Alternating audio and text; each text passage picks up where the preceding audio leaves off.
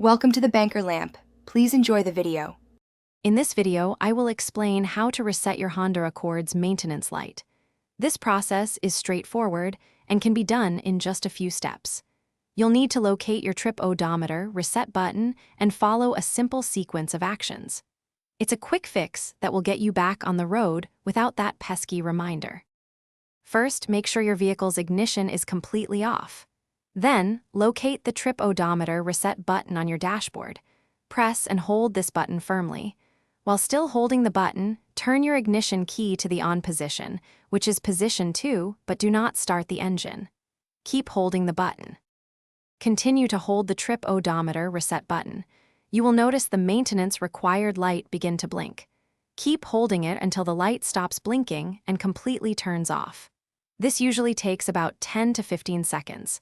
Once the light is off, you can release the button and the reset is complete. To verify the reset, turn your ignition off completely, then turn it back to the on position. The maintenance required light should now remain off. If it's still on, simply repeat the steps. This simple procedure helps you clear the reminder after your routine service. You're all set to drive. Thanks for watching. If this was helpful, leave a like and consider subscribing. See you next time.